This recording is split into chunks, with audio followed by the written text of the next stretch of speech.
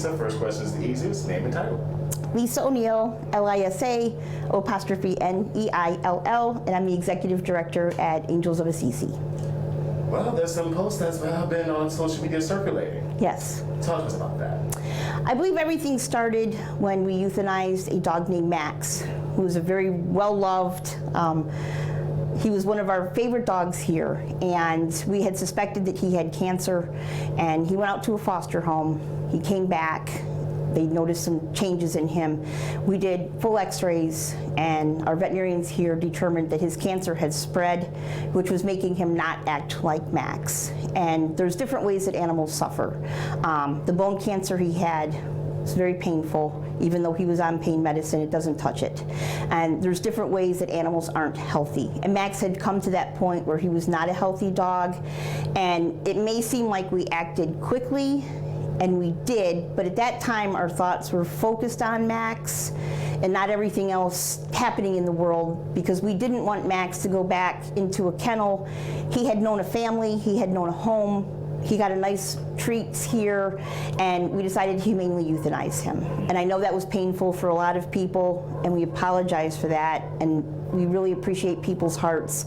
But in the end, it wasn't right to drag things on and carry things on and make Max suffer. Yes, ma'am. Yes, ma'am. And so it's just, when I say a portion, but you can tell it went viral, if you will. Yeah. Some of the pictures as well about the bowls and the blood. If you can share what happened. Yes, there's no secret in Roanoke that we have a dumpy old building. It's 94 years old. We are in the process of building a new one. It's taken us longer than we thought. So I believe that some of those pictures were taken with ill intentions. And again, when animals are involved, everybody cares so much. So I appreciate where folks are coming from. We take things to heart. And I think if everybody truly does love the animals, it's a time to come together. We know we have a dumpy building. We're trying really hard to get things moving faster at our building, and then things will change dramatically. Right now, I think anybody that knows us will tell you we are doing the best we can with what we have. What message would you put out there for folks who may feel like, well, one, Angels is doing that's what they have, but also about the fact that, like, whoa, wait, is it safe to still bring my dog to Angels? Yeah, we have a very dedicated staff here, and we work really hard to help animals. Our main goal is to keep them out of the shelter. So we don't want animals to come to our shelter, to come to any shelter, and that's the whole reason we have our veterinary clinic. Our veterinary clinic does low-cost vaccinations, we do low-cost surgeries, and we don't just do spay-neuter. We help people with mass removals, with broken legs, with animals that are hit by car. So our focus really is on keeping pets in their homes. We do have a very dedicated team of volunteers that do help take care of the animals in the adoption center, and we have a dedicated staff. So we've always wanted people to feel safe coming to Angels of Assisi, and we work hard at that every day. So if there's concerns, we're going to listen to them. We're going to try to fix things and help people understand. But our main goal is that people feel safe here. And I think anybody that knows me will say that I have said that for years and years and years.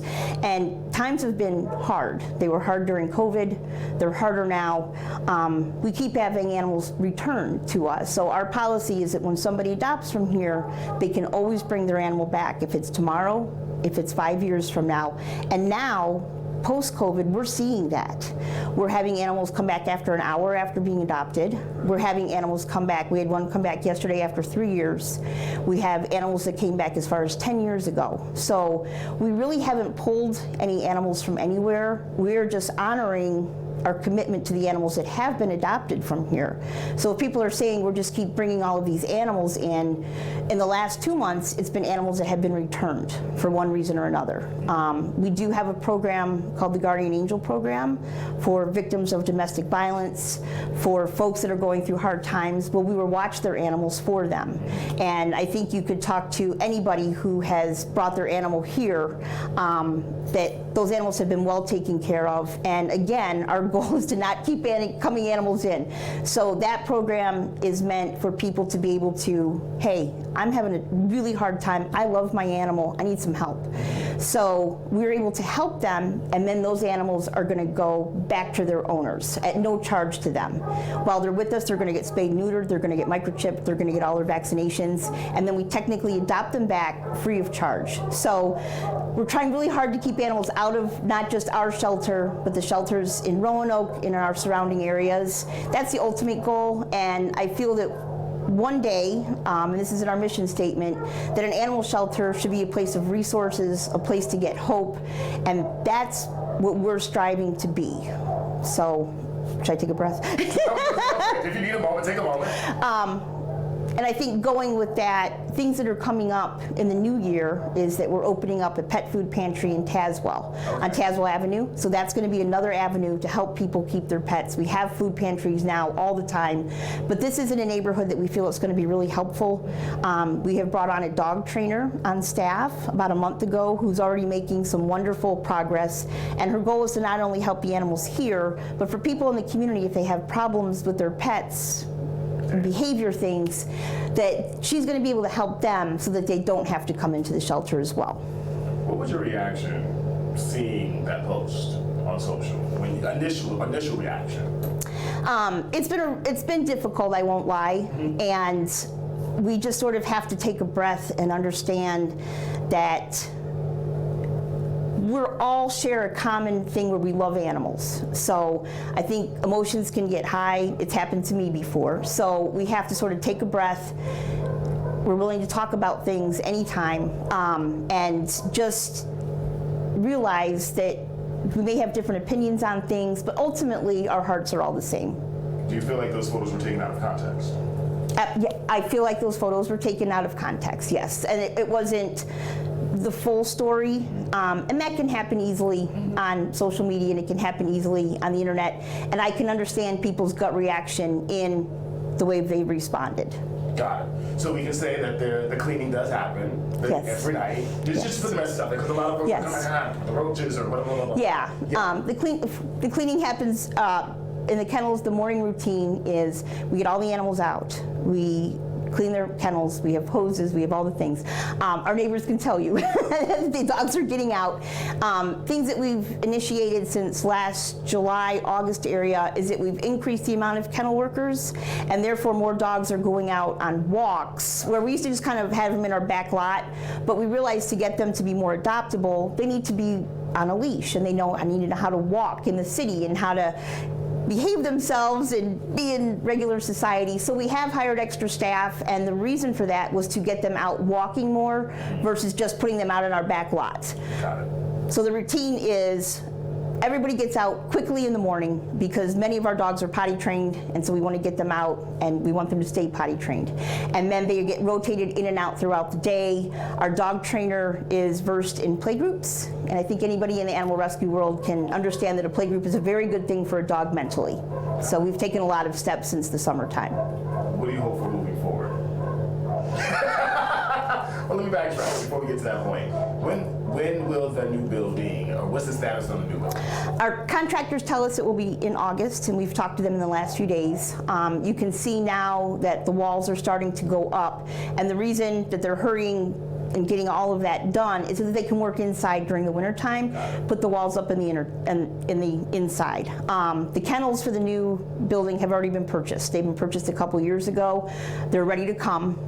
They will have plexiglass fronts, and they won't have chain link, even though it's not against the law to have a chain link kennel. They will have plexiglass, which will be easier to keep up and keep clean, and it'll be healthier for the dogs in several ways, and one of them is it will reduce the noise, and that will make it a healthier environment for the dogs. So we understand absolutely that the kennel situation is not ideal, it's not perfect, but they have beds, they have toys, they have blankets, and we've learned a lot. And from what we've learned, we're putting into the new building. Got it. So August is when we should be over there. Yes. Provide anything else. Yes, and it's been getting supplies, it's been getting companies that are able to do things. We never realized that staircases and elevators were such a big production to put in a building. So, and we've also built the new building to be very conscientious of our neighbors, because we don't want we don't want them to be bothered by the animals that we have or the traffic that comes in and out. Our neighbors currently are very patient with us with our clinic traffic. So surgery checkout time, there's usually a lot of people here. And our neighbors have been patient, and we appreciate that, and we're always conscientious of that. We want to be good members in this community, and we work hard to make sure that that happens. Anything else you wanted to say, or anything else you want to hope for, or did we? I think the main thing that we want to get across is that we do want Angels of Assisi to be a safe place for everybody that comes.